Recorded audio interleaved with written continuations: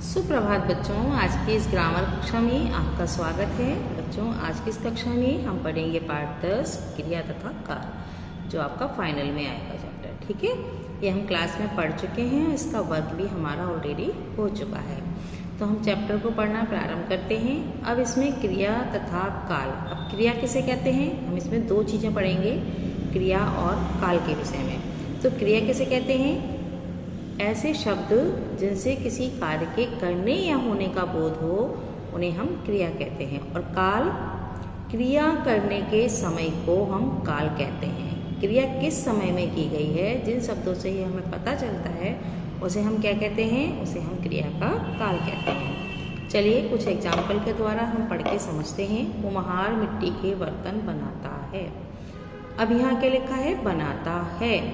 ये किसकी तरफ पता लग रहा है, वर्तमान काल की तरफ पता चलता है कि बनाता है क्रिया शब्द है, क्या कर रहा है, बर्तन बनाने का कार्य कर रहा है। और काल कौन सा है, वर्तमान काल है। इसी प्रकार कोयल कूक रही है। अब ये पता लग रहा है कि कोयल क्या कर रही है, कूक रही है। इससे कोयल के कूकने का पता चल रहा है। और काल कौन सा है, वर्तमान काल है। ठीक है, फूल खिल रहे हैं। अब क्रिया कौन सी हो रही है, खिलने की हो रही है। फूल क्या कर रहे हैं, खिल रहे हैं। और क्रिया कौन सी है, वर्तमान काल की है। ठीक है, तो इस प्रकार हम ये कह सकते हैं कि जिन शब्दों से किसी कार्य के करने या होने का बोध होता है, उसे हम क्रिया कहते हैं। अब वाक्य में प्रयोग होने पर क्रिया शब्द क्रियापद कहलाता है। पद क्या होता है, सबसे महत्वपूर्ण बात यहाँ पे आती है, पद क्या होता है। बच्चों, जब हम किसी शब्द को सिंगल प्रयोग करते हैं, जैसे पुस्तक, पेड़, है ना, घर, ये सब हमारे क्या हैं, शब्द हैं। लेकिन जब हम इन्हीं शब्दों को वाक्यों में प्रयोग करते हैं कि घर बहुत सुंदर है, तो वह क्या बन जाते हैं, शब्द ना रहकर वे पद बन जाते हैं। ठीक है, वाक्य में क्रिया का होना आवश्यक होता है। क्यों होता है, क्योंकि इसके बिना वाक्य अधूरा होता है। ठीक है, वाक्य वाक्य नहीं कहलाता, भले ही कर्म हो या ना हो, लेकिन वाक्य में कर्ता और क्रिया आवश्यक रूप से होते हैं। अब है धातु। धातु माने रूट। क्रिया का मूल रूप धातु कहलाता है। अब मूल रूप क्या है, जैसे पढ़, लिख, आ, का आदि शब्द क्या है, ये सब धातुएं हैं। और इन धातुओं में प्रत्यय जोड़ दिया जाता है। अब प्रत्यय हम कोई भी जोड़ सकते हैं, जैसे ता जोड़ देंगे तो पढ़ता हो जाएगा, ना लिख लेंगे तो लिखना हो जाएगा, आ में ना जोड़ देंगे तो आना हो जाएगा, है ना, और खा में ता जोड़ देंगे तो खाता हो जाएगा, और ना जोड़ देंगे तो खाना हो जाएगा। तो इस प्रकार ये क्रिया का एक सामान्य रूप बन जाता है। ठीक है, अब देखें कुछ अन्य रूप, पढ़, लिख, उड़, आ, लड़, उग, चल, देख, रो, खा, नाच, गा आदि। अब हमने इसमें ना प्रत्यय लगाकर कुछ शब्द बनाए हैं, जैसे पढ़ना, लिखना, उड़ना, आना, लड़ना, उगना, चलना, देखना, रोना, खाना, नाचना, गाना आदि। समझ में आया आपको। चलिए अब इसी में हम थोड़ा सा आगे पढ़ते हैं। क्रिया के भेद। कर्म के आधार पर क्रिया के कितने भेद होते हैं, दो भेद होते हैं।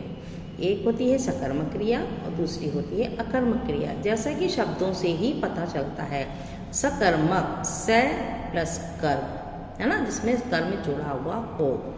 अकर्मक जिसमें कर्म जुड़ा हुआ ना हो। ठीक है, अब सकर्मक को देखो, संधि विच्छेद करते हैं ना, तो स प्लस कर्मक, इसका मतलब क्या हो गया, कर्म के साथ, अर्थात जिसमें कर्म जुड़ा हुआ है, वह क्रिया क्या कहलाती है, सकर्मक क्रिया।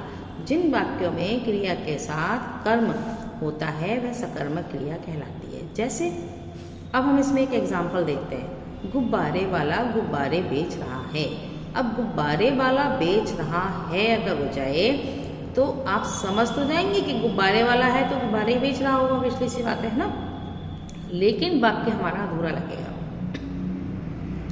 तो हमने इसमें क्या लिखा, गुब्बारे बेच रहा है। अब क्या कर रहा, बेच रहा है तो हमारा क्रिया हो गया। ठीक है, गुब्बारे वाला करता हो गया। अब कर्म क्या है इसमें, गुब्बारे, क्योंकि क्रिया का फल जिस पर पड़ता है उसे हम क्या कहते हैं, कर्म कारक कहते हैं।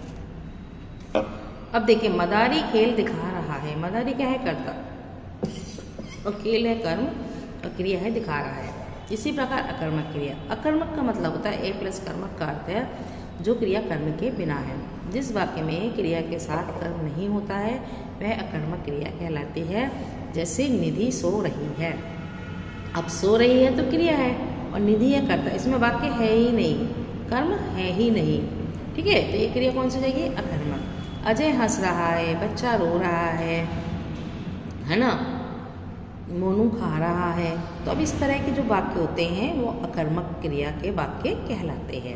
अब कर्म की पहचान हम करें कैसे? ये तो आपको समझ में आ गया होगा कि अकर्मक सकर्मक क्रिया क्या है, लेकिन कई बार हम कन्फ्यूज हो जाते हैं कि वाक्य में हम अकर्मक और सकर्मक को पहचाने कैसे। तो हम क्या करेंगे, क्रिया के साथ क्या या किसे शब्द लगाने पर जो उत्तर मिलता है वही हमारा कर्म कहलाता है। यदि किसी वाक्य में उत्तर नहीं मिलता है तो आप समझ लेंगे कि क्रिया हमारी कैसी है? अकर्मक है। जैसे अभी हमने ऊपर उदाहरण पढ़ा, गुब्बारे वाला क्या बेच रहा है? उत्तर मिलता है गुब्बारे। तो इसमें क्या है? गुब्बारा कर्म है, इसलिए क्रिया कौन सी हो जाएगी? सकर्मक हो जाएगी। दूसरा एग्जाम्पल हमने पढ़ा था, मदारी क्या दिखा रहा है? मदारी खेल दिखा रहा है ना। तो हमने पढ़ा था, प्रश्न किया इसमें मदारी क्या दिखा रहा है? उत्तर है खेल। तो खेल से हमें पता लग जाएगा क्रिया हमारी सकर्मक है।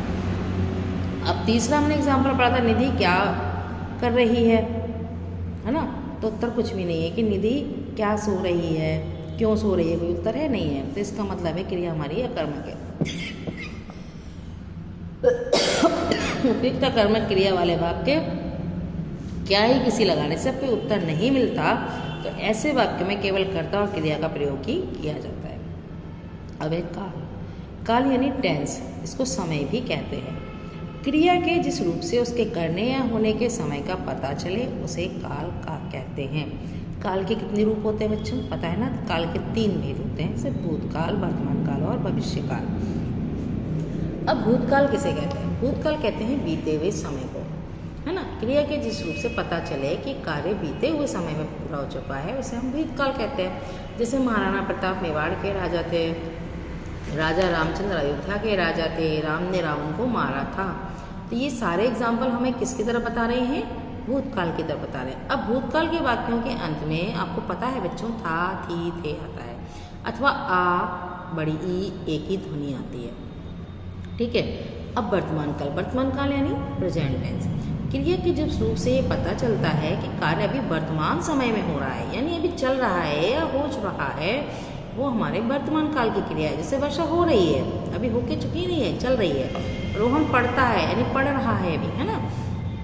तो इसके वाक्य के अंत में क्या आता है? हूँ, हो आदि शब्द आते हैं। इससे आप पहचान सकते हैं कि क्रिया हमारे वर्तमान काल की है। फिर है भविष्य काल, क्रिया के जिस रूप से ये पता चले कि कार्य आने वाले समय में पूरा होगा उसे हम क्या कहते हैं? भविष्य काल कहते हैं। जैसे तेज हवा चलेगी, अमन घर जाएगा, तो इसके लास्ट में क्या आता है? इन वाक्यों के अंत में गा, गी, घे आदि शब्द आते हैं। ठीक है। तो इस तरह से बच्चों हमने इस पाठ में सीखा, कार्य बताने वाले शब्द क्रिया कहलाते हैं। क्रिया के बिना वाक्य नहीं बन सकता। क्रिया का मूल रूप धातु कहलाता है। कर्म के आधार पर क्रिया के 2 विध होते हैं, अकर्मक और सकर्मक।